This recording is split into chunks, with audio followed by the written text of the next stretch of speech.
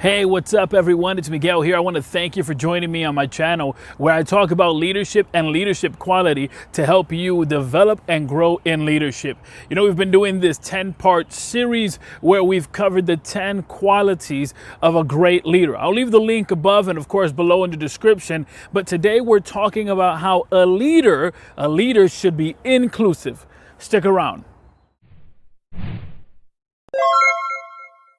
Hey, welcome back to the channel. My name is Miguel Lebron, and for over 10 years, I've worked in leadership.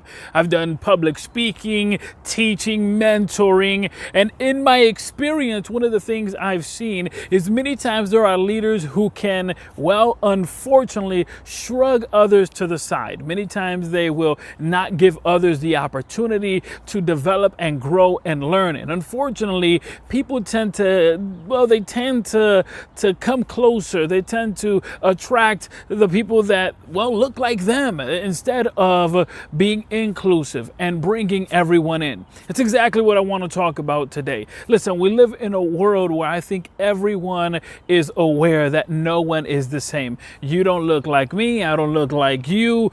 We come from different backgrounds, different stories, different cities, different, all of that. And even in my family tree, I can tell you we've got an eclectic bunch. But one of the things we should all understand is that as a great leader, we need to be inclusive. We cannot be the type of person who says, no, you don't look the part, so therefore you can't be part of this. The fact of the matter is that it's not about how you look. It's about the tools, the ability. It's about that heart. It's about that empathy. It's about understanding what the mission is and going towards it. And so when we talk about a leader is the individual who connects the dots. They take the individuals, they take the people, the talents, and they understand what the goal and the mission is, and they connect these two together. So it shouldn't be based upon your color. It shouldn't be based upon gender. It shouldn't be based upon any of those things.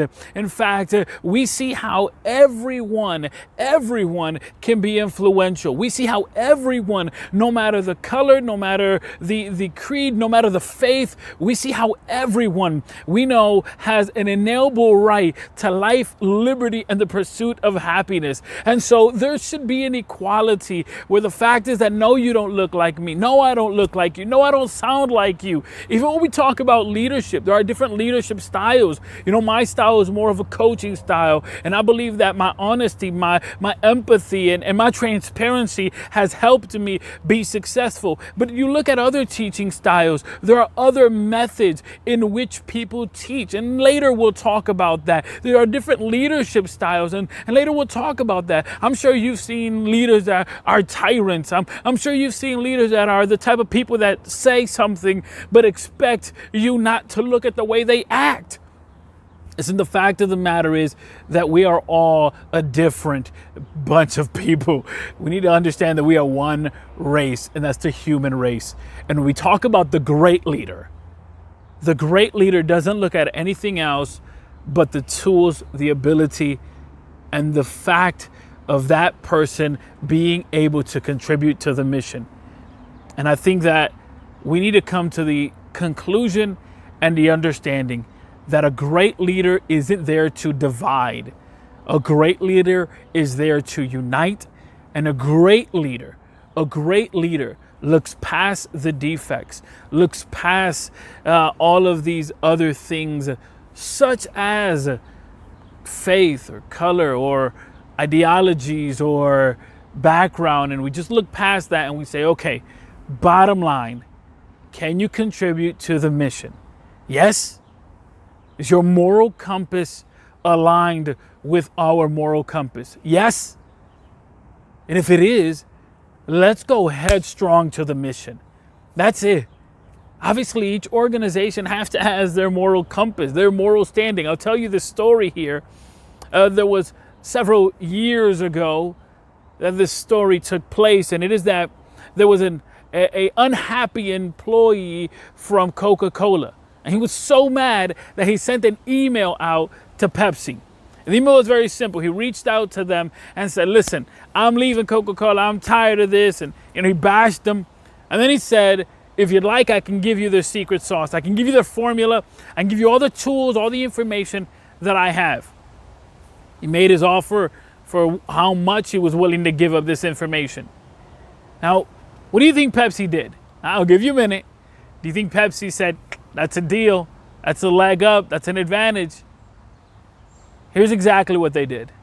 What they did was that they called Coca-Cola and said, you've got an unhappy guy that's leaking and willing to leak information. They contacted the FBI, they set this up. This is an illegal thing, and the guy went to jail.